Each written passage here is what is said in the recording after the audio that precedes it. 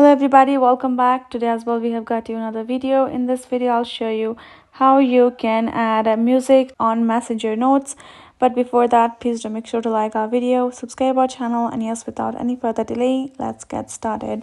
So for that, we're simply going to open up our Messenger app, and as soon as you do that, we're going to find this kind of interface, right? And then we're gonna tap on this little note icon, and I can write any note that I would want. I can even add the emojis.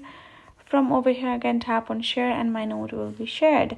Now for the matter, you can see if I want to share a song, I can tap on it, but I do not have the option of sharing a song because it's still not available. Just likewise we have on Instagram. If you go to Instagram, if I go to messages section, I can go to the note and I can have this little music icon. I can simply add the song and the song will be added right over here, right? But if I have to do the same on the Messenger, so it's simply that it's not yet updated on the Messenger itself.